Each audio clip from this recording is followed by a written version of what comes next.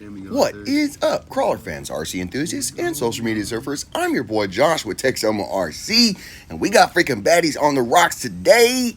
Having a great freaking time, dude. It was Friday. It was a great freaking day, dude. Awesome time on a freaking Friday, dude, after the week that I had, man. You know what, dude? I apologize. There's been dudes, the same dudes that were waiting, most of them are still waiting. So, I am freaking done. Look at him. He's done. I did it. I freaking did it. Holy smokes, bro. I am sorry. This is not how I intend to do business.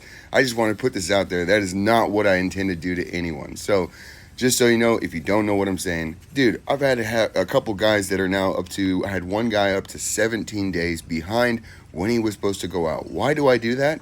Well, number one reason is because I want to send out the freshest, dopest kit on top of what he just purchased, right? So I just sent him a freaking full kit of what I just made. What I made him wait for, he got what? Everything that I just made, that's what I sent out. That's why I do that, because I don't want him to feel like, you know, that he's not getting something. Plus, I'm trying to transition. I don't want any of the guys that are coming up to be buying something or getting something that they feel is replaced already. You know what I'm saying? So I want to be able to include those, to offer that to the new people. Plus, the whole reason for doing this is so that I can actually keep up with what's going out. Dude, these things like the supers and all they just take just insanity. It's not that they actually have more parts. It's just that they're all spread out and on multiple plates and all this stuff. And it just becomes very, very, very hard. And the cleanup. So I made simple parts trees. I made simple things to make it go easier. So I'm like, I got to get this stuff done so that I can get this to the guys because it's better and because I can do this, right? I can continue to move forward. So there we go. There's business. I do apologize. That's not the greatest start of the video, but I want you to know, man, it about makes me freaking puke every day where I'm at. I'm finally done, dude. Like, why did it take so long? Well, my drawing program got to the point that it would literally crash on just opening the projects. And you're talking about, I'm just missing just a tiny little piece on the tree or something like this, but it's got to be on there or it's not, it defeats the purpose. So it's got to be done. And the other thing is I want to move on. I don't want to keep having to do this. And so I want to just get through to the end. You know what I'm saying? Like, I have to redraw everything. I have to go back to the beginning if I'm going to continue to use these parts. I got it to a place that I'm super freaking happy with. This is best ever Slayer, right? We're simpler. We're back to normal width. No more wide Slayers. At least not right now. Nothing anytime soon. We're doing a normal width. I made normal uppers, right, that are going to fit and not have internal shocks. You can run the medium in internal sprung. I will show that off. I will show how to build all these things. Next comes the PDF. I wanted all these things to be so freaking premium and choice, dude. And now from here we can go and do like detailed builds and whatever. And you know, future maybe we'll do other parts trees, but this is a Slayer, right? I will be, you know, staying here. This thing is badass. It's got multiple build options. You can build it in different configurations. We're now 4-linked. I have a long and short 4-link, a plus and a regular 4-link. So what is a plus? A plus would be a JLU rear. The regular is just the JLU front or Gladiator front or C10 front. They're all the same. So we have the link sets. They're going to come in medium and long. The medium comes with the regular and plus front. So it is a 6-pair link set. Has 6 pairs. You could build a shorty with the plus front. You would have crook fronts, front and rear, but you could build a shorty. But it's made to be a medium, which would be a deadbolt rear with the JLU front, or you can plus it to go to a JLU rear front, C10 rear front, making it basically Gladiator length. And then what you see here, the Slayer that I am driving, is a long plus. So it would be the JLU rears over the Gladiator. So that's what that is. It is about 162 millimeters the way that I run it. have awesome outboard shocks. And there, so anyway, so also there is no more two rails. We only have one rail. It's just the Slayer rail. It will come in carbon at some point coming up, but for now it's just going to come in plastic for the next week or so, a couple weeks, until I can get everything completely sorted. But this is what we are doing. I did have put in for carbon already in the other rail before I changed it, but I had to make one more change, and so I'll have to put in for a new invoice and send them new drawings. So what did I do to the rail? I just cut out all of the front. The rail used to be set up for links, for like the standard high clearance links that you would get from anybody, and it fit, it worked, it was great. However, I made changes. We made changes over the year, and you know, all of a sudden now there's excess rail for no reason. So I removed all the excess rail. There's no more excess rail. You're not going to be hitting or bellying out for no reason. And so the transition still is there, but there's a bit of a point right at the front of the skid. It's just the you can see the angle. It's right where the links come in. So it's just a slight little angle change now, but it is, you know, that's what you can see, that it does kind of catch on, but you can push past it. Also, I'm running a little bit lower in the front end than I had been. Back to more like like the old school Slayers. So we're more of a belly dragger. We did that because we could come down because we weren't hitting as much. And so I have this link set up, or I have the shocks set up right now so that it's going to clear most ledges. I would not call this thing a ledge killer, right? This is not set up for ledge killer mode. It is a baddie, most definitely, but it's made to be great at the majority of the driving, not just ledges. So although clearing ledges is a lot of fun, as you can see here, we don't have a lot of straight up ledges, and it's great that you can clear a ledge, but if you can't get there, it doesn't freaking matter. So that's pretty much what it comes down to, is just being the best all around driving experience that you can have. And it still does pull ledges, and going to a bigger tire will make it a ledge killer. If you put 74s on it, although you're going to hurt your all around performance, it is a ledge killer. Also, I'm just running the springs right now, the shocks in the front. I'm running on spring mod only. I could pull a few coils if you just wanted to clear ledges and just get a little more dropout in the front, and then also probably just pull some coils. We're banded a little bit in the back, but pull a couple coils in the rear on my spring mod, and that's going to push us out, and we should be a ledge killer. So, but that's going to hurt us on the rest of the course. It'll still be great. It's just not the ultimate, right? So I play side hill. I play on the side. I like to put it on angle. I like to twist it around.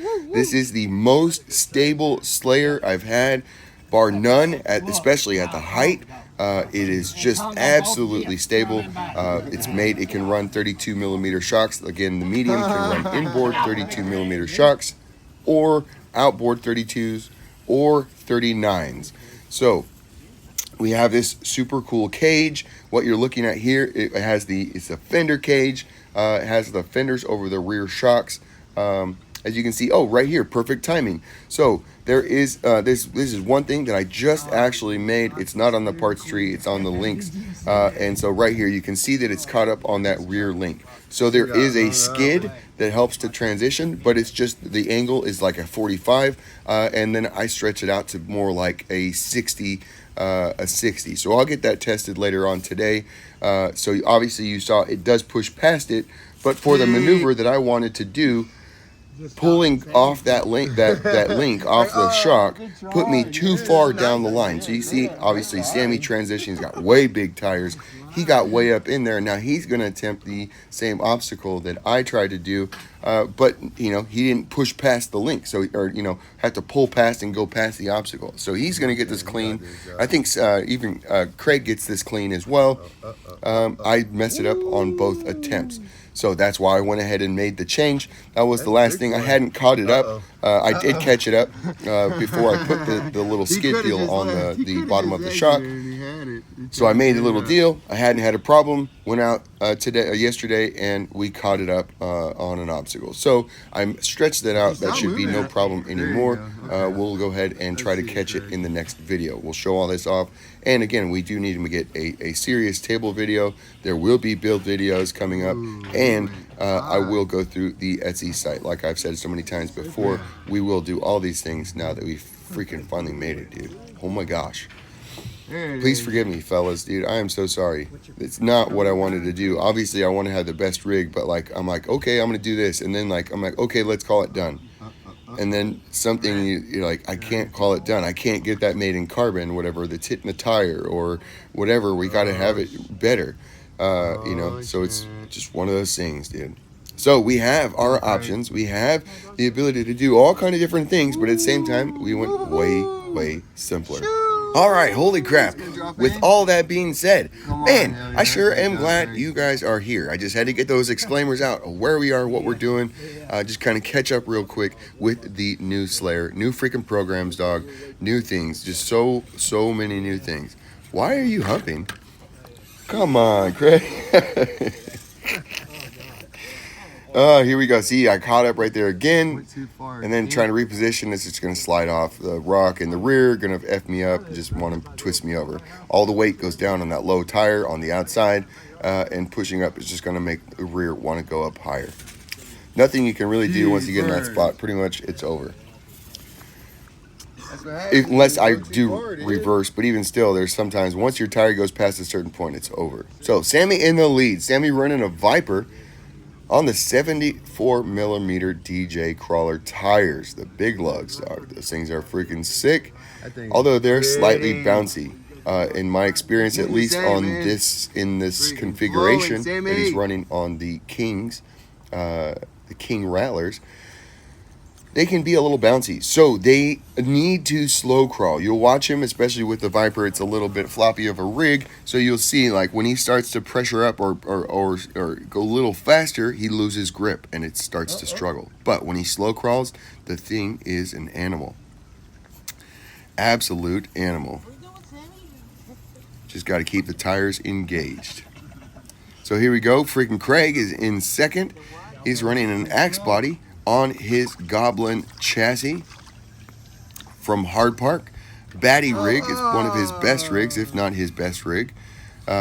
He's on 65 pins, and I don't know, I forget what those wheels are. They have the brass inserts, or maybe tungsten. Is it brass or tungsten inserts in the wheels? Is that what that's on there? Is that on? No, yes, that's what's on there. I don't know. So those are pretty cool wheels. Definitely, it's neat to be able to add the different weight. Pretty cool. Good job on the wheels. Having variety as you're trying to build something and doing something custom is definitely helpful. So here we go. I just had dropped the tire there from the angle. I didn't see it. Dropped the tire and had a serious savage tire bite. It's definitely helpful to reposition and see why. Like, oh, that's why. Okay, here we go. Got it. Understand why you don't want to go up there. Stressful, dude. You're in a bite. Here we go, Craig, looking good, bro. So this was overall just a freaking great day of crawling. Just, oh my gosh, so much and so enjoyable, dude. Just so pleasurable. So one thing here, Craig's struggling with grip. I don't know that it was, it's a grip issue.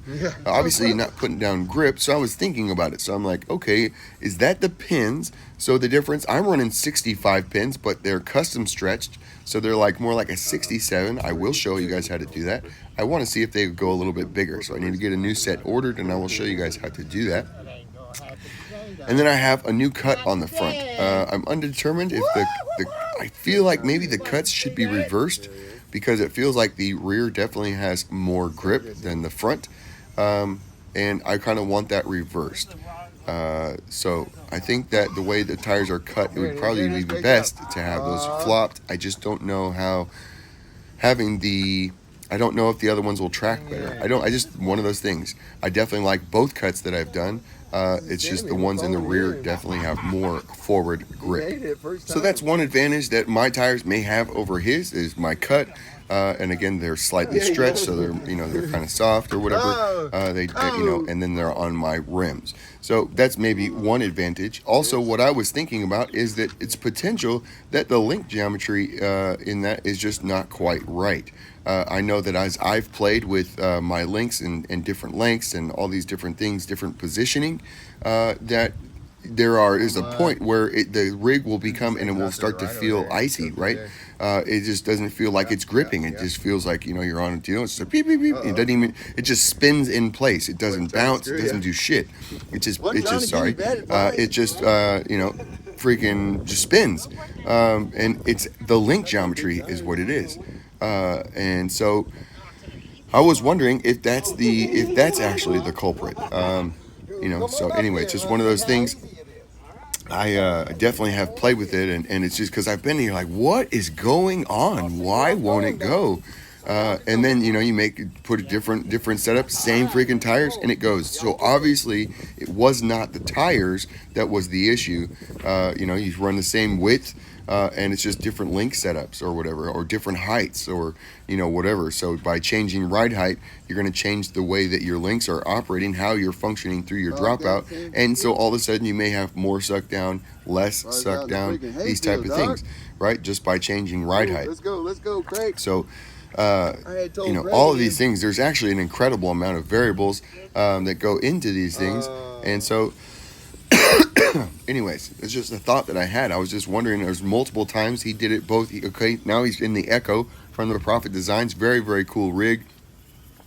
Does really well. But you can see again, watch him. There are times where he's going to start slipping. Is it possibly that he's just a slightly too wide for the length? Is that what's going on? I don't really understand. Again, I've played with that. So just by being a little bit too wide in comparison, you're not hitting properly, or now when you go into a V, it weights not differently, but it weights overly in the direction, and so you can't hit the exact same line there, or it doesn't, anyways, all these different things. Like I said, incredible amount of variables that go into traction and putting power down. All right, so we got Sammy in the lead in the cabbed Elite. Freaking baller rig. He finally got that thing tamed. His Elites took him forever to get tamed, both in learning how to set them up and also learning how to drive them. So he's freaking got it right now. He's just freaking killing it. The rig does struggle being a little bit too wide, the TRX. It also is a longer rig. It's 10 millimeters longer than what I'm running. So he'd be like 170 plus millimeters. And then he's also very wide. My track width is just less than 5 millimeters.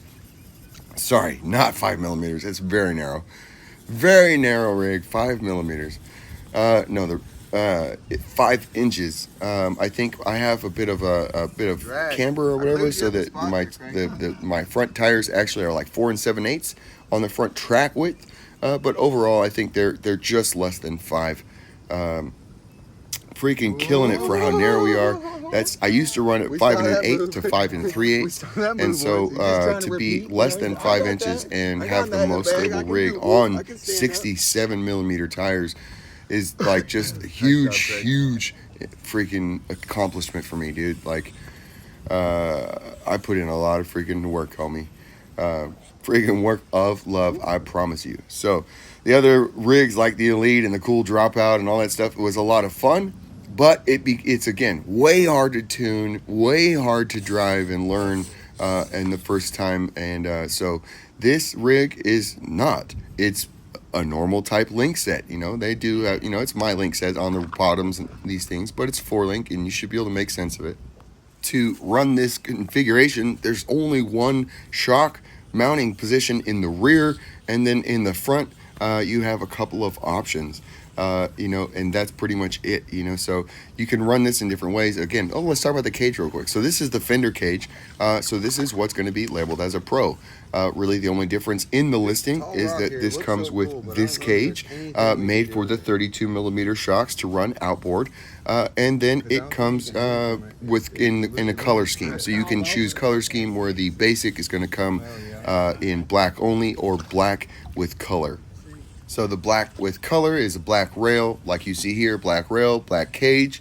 with a colored tree. So all the parts you see in color come on a tree. There's a couple parts that are not on there that I printed in black because I was trying them and I did not have the green ready to go. So I will get this rebuilt and be a perfect example of what that would look like, the black with green, color scheme. So, but that's the way we're going to do it for now. Black is the most durable. They come in 2-packs, so I can get it for a better deal, and also I can just keep it printed. And so hopefully I can move stuff, make it faster, makes it way easier on my part, and again, it's durable. And so that's what we're going to do. You can always get the other colors. You can order the pieces individually so that you can do whatever, so you can make any kind of color scheme. Or like I said, in a Pro, you can order, a dual color scheme. So you get not black, you get any kind of color in your rail cage. And then you can get a color tree as well. So we can still do full color, but it's just trying to make it simple, and by keeping it simple and keeping costs down for me, I will pass that on to you guys and have that as my quote like budget rig. It's just something that I want to be able to have available as we move forward. So this is so much easier for me to be able to have parts to be able to build up stock and keep stuff moving, so that I'm not keeping guys waited past the time. And especially in the future, nothing like this. I don't want this to ever happen again. I think this is the second time that I've really done this hardcore where I've made guys wait, and it's for the same reasoning. But I don't want to ever have this happen again, bro. I want to be on top of my stuff, and I want stuff to be able to move quickly. So I try to come up with schemes to be able to do that, and then again, we will come with other materials as that we can get this going. So again, I'm going to do the cage. You guys weigh in. So let's open that up. I'm going to bring in carbon rails for sure. I will be putting in the next couple of days for carbon rails. But do we want a carbon cage? I personally would rather run this cage that I'm running because it has the fender flares in the rear, and I just think that it's I like it the way that it is. So and you could also get it in color or whatever. Being in carbon would be cool, but it's going to catch on the rear shock if you run the outboard shocks like I'm running. It's just going to catch. You don't have to run it in this setup. You can run this chassis exactly the same way that he set up his Echo in the back. That's how you can run this thing. It's made to run in any link set, normal setup on the axles, that you can still run whatever link set. So you got a Gladiator link set, you got a MOFO brass link set. Freaking A, dude, run it.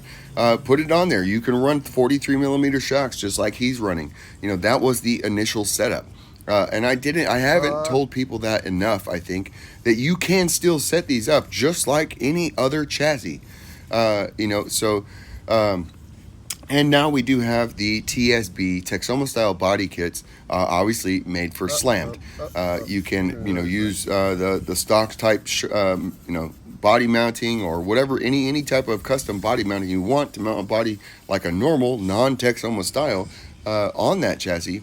But for me, what I'm going to do, I'm going to slam that crap, and we're going to run it on the friggin' ground. So, and speaking of which, we do also have great freaking cool TSB, the TS1, Texoma Style 1 nice body. Looks something like a bit of a cliffhanger or the stage killer, but it is the total Texoma style, dude.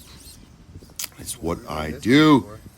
Check him out, bro. I will get that going. And also, you can run it up to long plus. It's definitely going to hurt you on your freaking breakover angle a little bit at the top on the cliffs, but other than that, dude, it's a freaking killer. Why does it do that? Is because you're gonna have to clock your front axle, and I've learned I love driving a clocked front axle. It's super duper rad. However, I've learned that the way that it puts the power down when you clock the axle like that, it does not pull out at the top. It keeps you sucked down, and it does not want to wrap around at the top of the ledge. That's the number one negative thing. It does have some really cool benefits. This was awesome turn up on the first attempt. Freaking great job, killing it, dude. Laying down the law. Here we go, dude. Only had a couple flips on this day, dude. Freaking A. It was a great. This hole on the backside of that was way worse than I could see. Here we go, Sam. So Sammy, on this tire setup, it's pretty good, but again, it's a a little tense on these tires, I think. Could use a little bit more squish. I'd like to see them run on rattlers just to compare and see. On one hand, they do really well. I think, again, that the where these are struggling for him is he's too wide. I really feel like that's the biggest thing that he struggles with, is he's just too wide to fit. And so it's just that's going to be where it's going to, be the issue. So and because if it's too wide, it just doesn't put the power down quite the way that it needs to, and so it ends up spinning. So that's the same thing I said before that's possible just with the, like on the Echo, he's running on that one, the Mias axles, but it's pretty much the same setup as his, I'm talking about Craig here on the Echo. He's running pretty close to the same setup as he was running on his first rig on the Goblin. So on that one, he's running the Deluxe Fab, no, Super 8s. He's got the axles, the Super 8s, on his last rig. So this is Mias axles. And it's possible, again, that the reason why it's not gripping as much as it should be is just that he's a little too wide. Again, there's so many, unless you've tried them, bro, I'm telling you, there's so many little tiny variables that make differences that you just don't know, even if you just didn't try it. And so being a little too wide or a little too, all these different things, so many little things, repositioning, a little too high, just repositioning your links, a millimeter, 2 millimeters shorter, all these different things, dude, little bits make differences on this scale. And are the difference between making a line and not making a line. So obviously he kept spinning. He did a great job, stuck with it, and I'm gonna say that's freaking skills right there. Great job, Craig. He's trying to pull up and just get out of the way.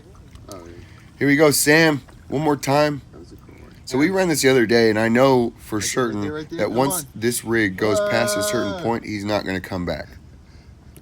Can't come back from it. Right there, is not gonna come back. So I just picked him up and we just relocated. Aw, freaking Craig. That's what happens when you try to get out of the way, dude. It's what you do. Freaking no good deed goes unpunished. Rip till you flip. Here we go, dude. I was going to try and push up across there. It just wasn't going to work. Just didn't want to go. So now we're going to come down, try to do something stupid. Got another line. Got another one. Here we go. Let's see it. So I am running a Dinky with Nano Beast ZFG.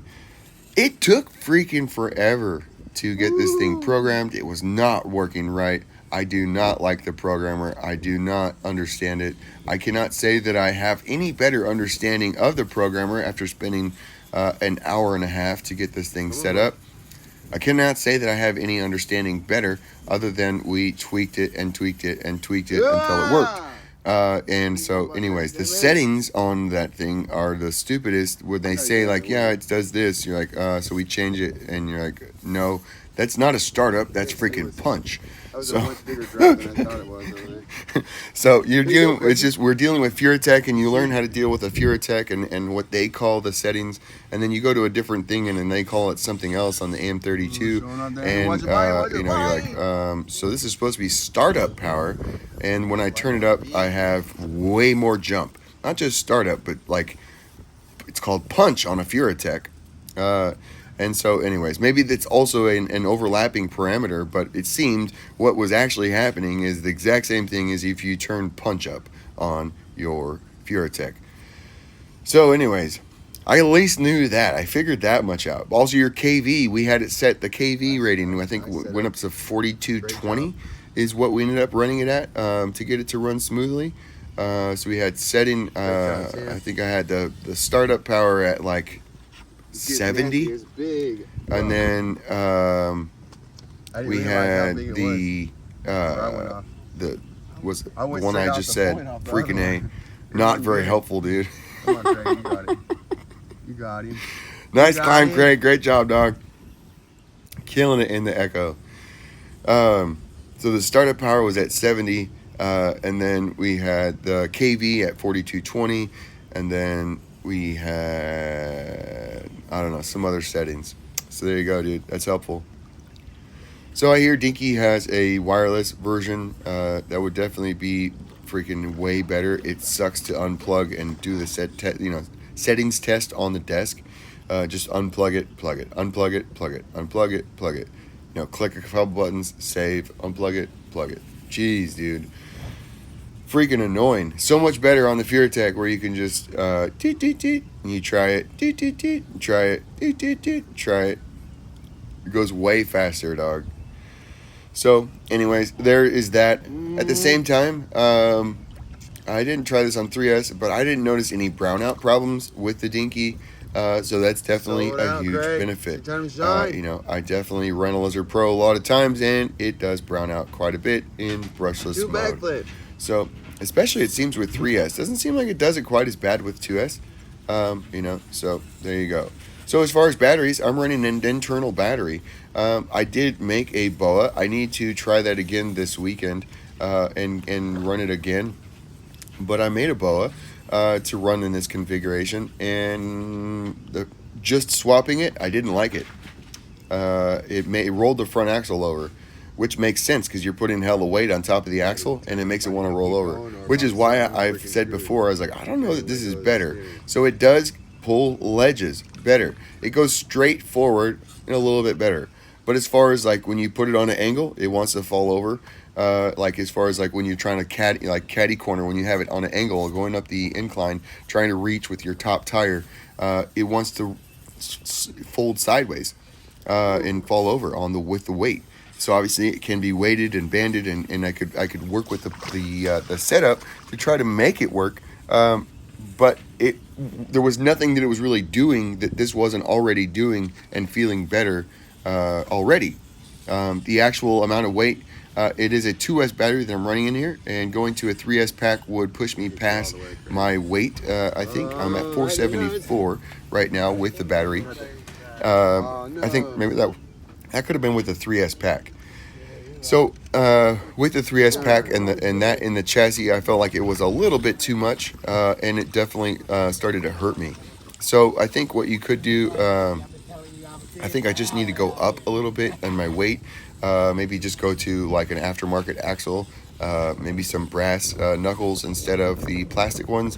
It just needs a little bit to compensate for the extra few grams of weight of the battery, but it is a good thing, again, to have it in there. It ties the axles together. Freaking A, bro. You obviously don't want it to be high. You want the weight in the chassis to be low as possible, but it is a good thing. That was one thing that I noticed. It just didn't. The axles felt dislocated. Right? They were no longer connected when I took the battery out and put it on a BOA. You know, I had driven the rig. I'd been setting it up. I'd been noting like how awesome it was, and then simply by putting the BOA on, I noted that a lot of the characteristics that I was loving on this setup just went away. And so it was like, that's what I thought. That's why I had been thinking, I had been suspecting for quite a long time. Obviously, running a lighter battery on the axle is good, but I'm pretty sure that this 2S battery is about the same weight as a Palm Power 200, like a Hard Park 200 mAh 3S battery. It's about the same. And so it would be, you know, similar. And so, anyways, it just actually it would be flatter. Would be a flatter, better weight on the axle if it was the same. So, you know, it's like one of those things. You're like, bro, like I get that's what everybody does, but is it really better? And I'm really saying I don't know. So the cool thing is with the 4-link is that you could run any axle, front axle that you want with anybody's SOA or BOA or whatever, because it's going to mount like any other 4-link. So you don't need a proprietary part. So the only thing that's really, really something you'd have to figure out if you wanted to run something other than a stock replacement axle with this link setup and to try to get this exact geometry, which again, you could run it with anything. You could run a different link, different rear riser. You're just going to have to figure it out for yourself. And the upper links, maybe you have to melt them or something to get them to be the right length. This type of deal, or replace them with a stock Gladiator upper link, which you could do, I think. Don't quote me on that. Sorry. If you try it, you have to try it. It's on you. I provided a badass setup. I would recommend building it this way. But you can build it any way you freaking want to. It's your toy. You know what I'm saying? It is your toy. But I try to kind of, on one hand, make an obvious setup, but at the same time, keep it because it's fun to try new things. So there you go, dog. So we're coming up. This is the last obstacle, dude. I was like, we're getting crazy. Craig had already died. Craig's out of here. And so we tried nasty. We needed a rip to you flip obstacle. And I'm going to try it, dude. We're dropping into the hole. Nasty. Can I flip? Can I get it? Come on. Can I get it? Come on, get it. Nope. Done. Sammy's like, here, I'll show you how it's done. Here you go, dude. Freaking A. Watch this. Bridge the gap. Rip till you flip, homies. I sure do appreciate y'all. Peace.